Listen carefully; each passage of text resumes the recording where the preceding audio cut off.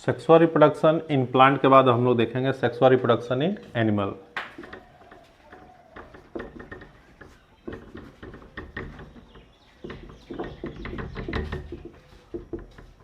Sexual reproduction in animal की बात करेंगे। हम लोग प्लांट में बांटकर पढ़े थे। अब रिप्रोडक्शन क्या है बार बार डिफाइन नहीं करेंगे। रिप्रोडक्शन एक प्रोसेस है जिसमें कोई इंडिविजुअल्स अपने ही तरह के क्या होता है यंग वंस को प्रोड्यूस करता है। और रिप्रोडक्शन एसेंशियल इसलिए है क्योंकि कोई भी स्पेसिस अपने जनरेशन को मेंटेन करना चाहता है, इसलिए वो रिप्रोडक्शन को अडॉप्ट करता है। तो अब यहाँ पे हम लोग इसे बांटकर पढ़ेंगे। इवेंट्स अगर हम लोग बात करें यहाँ पे तो सेक्सुअल रिप्रोडक्शन को हम लोग 3 इवेंट्स में बांटे थे पहले भी। एक बोले थे प्री फर्टिलाइजेशन, दूसरे को बोले थे फर्टिलाइजेशन, और तीसरा था एक पोस्ट फर्टिलाइजेशन।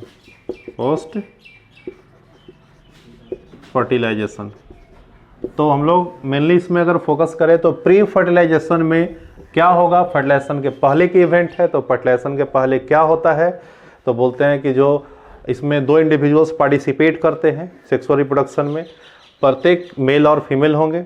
अब मेल और जो होंगे मेल इंडिविजुअल्स होंगे उनके अंदर गैमेट्स का फॉर्मेशन होगा, वो गैमेट फ्यूज करता है तो उसे हम लोग फर्टिलाइजेशन फिर कहते हैं। उसके बाद आगे की प्रोसेस होता है। तो इसमें मेनली क्या हम लोग जो फोकस करते हैं ज़्यादातर इसमें वो बताते हैं क्या कि इसमें गैमेटोजेनेसिस होता है। क्या होता है, गैमेटोजेनेसिस। तो यहाँ इवेंट क्या होने जा रहा है, गैमेटोजेनेसिस, यानी नाम से ही क्लियर है फॉर्मेशन ऑफ गैमेट। क्या बनेंगे इसमें, गैमेट बनेंगे। अब ये गैमेट कहाँ बनेंगे तो जो मेल सेक्स ऑर्गन होगा वहाँ मेल सेक्स ऑर्गन के अंदर मेल गैमेट बनेंगे, फीमेल सेक्स ऑर्गन होगा उसमें क्या बनेगा, फीमेल गैमेट्स बनेंगे। ये तो ये गैमेट 2 टाइप का हो सकता है अब यहाँ पे, एक मेल गैमेट और दूसरा फीमेल गैमेट। अब ह्यूमंस की केस में अगर हम लोग बात करें इसे तो अगर ह्यूमन की बात करते हैं यहाँ, अगर ये ह्यूमन है तो ये मेल गैमेट को यहाँ पे स्पर्म कहते हैं और यहाँ पे क्या बोलते हैं, ओवा या एग से बोलते हैं इसे।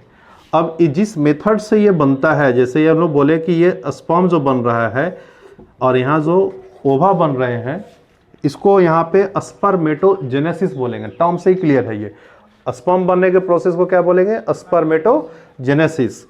तो ये स्पर्मेटोजेनेसिस प्रोसेस से बनेगा क्या, स्पर्म। और यहाँ जो ओवा बन रहा है इसको oogenesis कहेंगे। क्या बोलेंगे इसे, oogenesis कहेंगे। हम लोग को यहाँ पे बहुत डिटेल नहीं पढ़ना है, थोड़ा ब्रीफ में ही चलना है क्योंकि अगले चैप्टर में इसे डिटेल जाना है। तो इस तरह से क्या बनेगा, यहाँ पे गैमेटोजेनेसिस का केस होगा। इसी को हम लोग रखते हैं किसमें, प्री फर्टिलाइजेशन की केस में, मेल और फीमेल गैमेट। अब ये कहाँ बनते हैं इसकी बात हम लोग अगले चैप्टर में करेंगे। स्पर्मेटोजेनेसिस मेल सेक्स ऑर्गन में बोलते हैं, टेस्टिस के अंदर बनता है, और यहाँ क्या बनेगा, ओवरी के अंदर बनते हैं, ये ओवा का फॉर्मेशन होता है। इसके बाद हम लोग फर्टिलाइजेशन की बात करते हैं। फर्टिलाइजेशन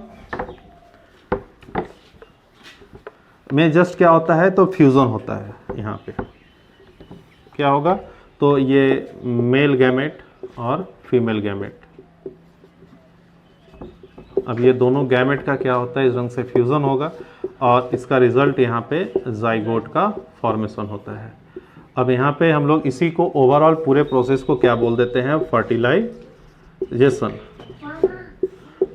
हो रहा है ये। अब यहाँ पे थोड़ा सा फोकस करें तो फर्टिलाइजेशन जो होता है ये 2 टाइप का कह सकते हैं। एक होता है एक इंटरनल और एक एक्सटर्नल। इंटरनल फर्टिलाइजेशन और दूसरा एक्सटर्नल फर्टिलाइजेशन।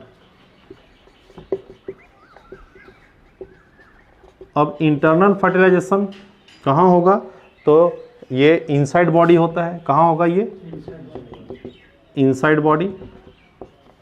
अब इनसाइड बॉडी में क्या होगा तो जब, क्योंकि यहाँ पे जो एग्स होते हैं उसमें जो क्या बोलेंगे, जो एम्ब्रियो डेवलप करेगा उसके लिए न्यूट्रिशन बहुत कम होता है, जैसे हम लोग योल्क जिसको बोलते हैं। हो रहा है क्लियर ये। तो जिस एग में योल्क कम होगा जनरली वो इंटरनल फर्टिलाइजेशन शो करेगा। हो रहा है क्लियर ये। अब बोलते हैं ह्यूमन क्या शो करते हैं, इंटरनल फर्टिलाइजेशन, क्योंकि ये जो ओवा जिसको एक दिखाते हैं हम लोग उसमें नहीं के बराबर बल्कि एब्सेंट कह देते हैं कि उसमें कोई योल्क नहीं होता है। इसलिए क्या शो करता है, इंटरनल फर्टिलाइजेशन। जिसमें योल्क ज़्यादा होगा, जिसमें न्यूट्रिशन ज़्यादा होगा, वो बिना मदर बॉडी के भी उसे न्यूट्रिशन देने की क्षमता है, इसलिए वो एक्सटर्नल फर्टिलाइजेशन शो करने की क्षमता रखता है वो। जैसे हम लोग इसमें फ्रॉग की बात करते हैं, तो फ्रॉग में क्या होगा, योल्क होता है, इसलिए वो क्या होता है, न्यूट्रिशन देता है और वो एक्सटर्नल फर्टिलाइजेशन शो कर देता है यहाँ पे। तो फर्टिलाइजेशन बॉडी के अंदर भी हो सकता है, फर्टिलाइजेशन बॉडी से बाहर भी हो सकता है। तो ये तो ये दो क्या होंगे, यहाँ पे दो टाइप का फर्टिलाइजेशन होगा। यहाँ पे फर्टिलाइजेशन का रिजल्ट क्या था, जाइगोट। तो ये एक इवेंट था फर्टिलाइजेशन। हो रहा है क्लियर ये। अब जाइगोट से आगे की जो डेवलपमेंट होता है, जिसको हम लोग यंग वंस का फॉर्मेशन बोलते हैं, तो यहाँ पे जो बात आता है उसको हम लोग बोलेंगे जाइगोट बना, फर्टिलाइजेशन का रिजल्ट था। इससे आगे बढ़ेंगे तो बोलते हैं इसको पोस्ट फर्टिलाइजेशन, यानी फर्टिलाइजेशन के बाद की इवेंट को क्या बोलते हैं। इसमें मेनली कौन सा इवेंट आएगा, तो जाइगोट से आगे क्या बनता है, इम्ब्रायो। क्या बोलते हैं, इम्ब्रायो। तो इसलिए इसको बोलेंगे इम्ब्रायोजेनेसिस, इसके अंदर आता है, यानी इम्ब्रियो का फॉर्मेशन। अब इम्ब्रियो का फॉर्मेशन कैसे होता है, ये आगे बहुत डिटेल पढ़ना है। इम्ब्रायोलॉजी ही चैप्टर बनता है। एक्चुअली यहाँ 12th में पढ़ने के लिए नहीं दिया इम्ब्रायोलॉजी, लेकिन एक अपने आप में एक चैप्टर है। तो इम्ब्रायोजेनेसिस में क्या होगा, तो ये जो जाइगोट है, अब हम ब्रीफ में बताते हैं। यहाँ पे कई स्टेज को फॉलो करते हुए एक डेवलप इम्ब्रियो में फॉर्मेशन होता है इसका। तो ये इम्ब्रायो बनेगा, इसी प्रोसेस को क्या बोलेंगे हम लोग, इम्ब्रायोजेनेसिस कहेंगे। इम्ब्रायोजेनेसिस के बाद क्या होगा, इसमें ऑर्गन एस्टेब्लिश्ड होगा, उसके बाद डेवलपमेंट होता है, जाकर एक फिटस का फॉर्मेशन होता है ये। तो ये फॉर्मेशन यहाँ पे इस तरह से जितने भी सेक्सुअल रिप्रोडक्शन है, इसको 3 पार्ट में ही हम लोग बांटते हैं यहाँ पे एज ए ब्रीफ के रूप में। हो रहा है क्लियर यहाँ तक, इम्ब्रायोजेनेसिस तक, यानी पोस्ट फर्टिलाइजेशन की इवेंट यहाँ पे हो गई है। अब इससे थोड़ा आगे की बात करते हैं।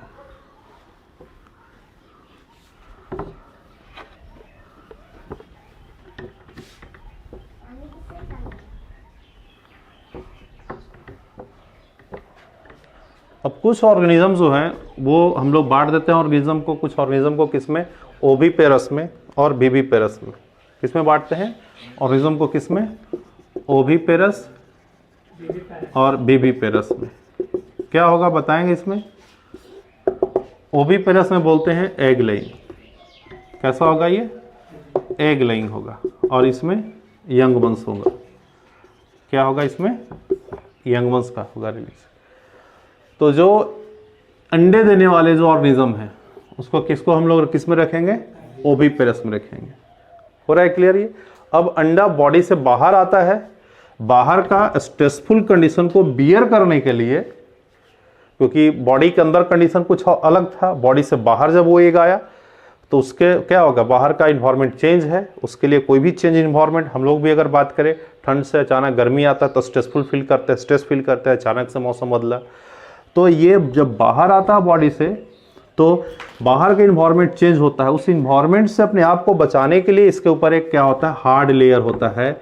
इस हार्ड लेयर को हम लोग क्या बोलते हैं, क्या बोलेंगे, इस हार्ड लेयर को सेल कहते हैं। क्या बोलते हैं, SHE, सेल कहते हैं इसे। ये सेल इसे क्या करता है, प्रोटेक्शन देता है। क्या देगा, इसे प्रोटेक्शन देता है। किससे, तो इसे वाटर इवोपरेट नहीं हो पाएगा, पानी अगर लॉस हो जाएगा तो ये खत्म हो जाएगा अंडा, इसके अंदर कोई भी क्या होगा, लिविंग ऑर्गेनिज्म का फॉर्मेशन नहीं होगा। तो ये सेल क्या करता है, प्रोटेक्शन, यानी वाटर इवोपरेशन को रोकता है यहाँ पे। इसलिए जितने भी टेरेस्ट्रियल की बात करेंगे, जो ग्राउंड पे टेरेस्ट्रियल एग लेइंग जो ऑर्गेनिज्म है, सब के सब एग में क्या रहता है, प्रेजेंट, सेल प्रेजेंट होता है। वहीं पे जो वाटर में, जैसे हम लोग फ्रॉग की बात कर रहे थे, फिश की बात करते हैं वहाँ, तो वहाँ पे फिश में भी बहुत सारे फिश विविपेरस भी है, कुछ फिश कैसे हैं, ओविपेरस भी होते हैं। तो इसलिए मोर कॉमन हम लोग फ्रॉग का ही एग्जांपल ज़्यादातर लेते हैं, क्योंकि यहाँ कोई डिस्टिंग्विश नहीं हो रहा है।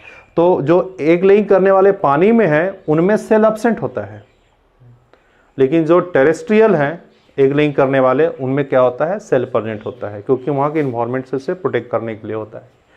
तो ये ओविपेरस हो गया, यहाँ पे हो गया। विविपेरस की बात करें तो इसमें क्या होगा, यंग वंश को बर्थ देते हैं। अब यंग वंश को बर्थ देते हैं, क्योंकि यहाँ बताए थे अभी कि कि जो एग होता है उसमें योल कम होता है, इसलिए उसको न्यूट्रिशन चाहिए डेवलपमेंट के लिए, इसलिए प्लासेंटा जैसे और क्या होता है ऑर्गन का फॉर्मेशन होता है किस केस में, विविपेरस में, और मदर बॉडी क्या होता है न्यूट्रिशन देकर फिटस को डेवलप करता है और यंग वंस का बर्थ होता है इसमें। तो इस केस को क्या बोलते हैं हम लोग, विविपेरस। इसमें बहुत सारे ऑर्गेनिज्म एग्जांपल में आता है, ह्यूमंस भी इसी के अंदर में आता है, विविपेरस के अंदर ही आता है ये। तो ये दो तरह की टर्मोलॉजी यहाँ पे था, हो रहा है क्लियर ये।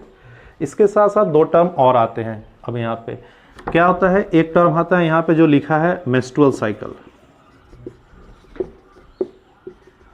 और दूसरा आता है एस्ट्रस साइकिल। इसको भी समझ लेंगे, जबकि ये सब आगे चैप्टर में डिटेल पढ़ने हैं थोड़ा। मेंस्ट्रुअल साइकिल कौन शो करता है, तो बोलते हैं ये शो करता है प्राइमेट फीमेल। कौन शो करेगा ये, प्राइमेट फीमेल, और ये शो करता है नॉन प्राइमेट फीमेल। अब कहते हैं प्राइमेट फीमेल में जैसे ह्यूमन आता है, एप आता है, मंकी आते हैं, ये सब। इधर क्या हो गया, काऊ हो गया, और गोट लिखेंगे, बफेलो लिखते हैं, ये सब किस में आते हैं, नॉन प्राइमेट में आते हैं। अब ये मेंस्ट्रुअल साइकिल एक क्या होता है, पीरियोडिक साइकिल है जो एवरी मंथ क्या होता है फॉलो करता है किसके, तो फीमेल बॉडीज में, प्राइमेट फीमेल लिखे हैं फीमेल बॉडीज में। इसमें क्या होता है, तो ये menstrual cycle is characterised by the bleeding. क्या होता है इसमें, ब्लीडिंग होता है, इसका एक कैरेक्टर कहेंगे ये। जबकि एस्ट्रस साइकिल में क्या होता है, ब्लीडिंग नहीं होता है। लगभग फिनोमेना सिमिलर होता है मेंस्ट्रुअल साइकिल की तरह ही, किसमें, एस्ट्रस साइकिल में। लेकिन एस्ट्रस साइकिल में कोई भी ब्लीडिंग नहीं होता है, यहाँ पे डेवलप फॉलिकल्स को रीअब्सॉर्ब कर लिया जाता है।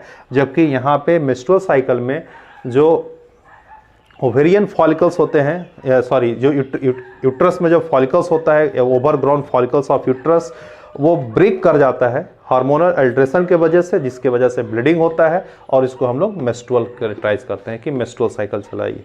यहाँ भी सेम होता है, यहाँ भी यूट्रस के अंदर जो डेवलप ग्राफियन फॉलिकल्स, सॉरी जो फॉलिकल्स है वो विड्रॉ कर लिया जाता है, वो क्रैक नहीं करता है, वो टूटता नहीं है, जिसके वजह से यहाँ कोई ब्लीडिंग नहीं होता है।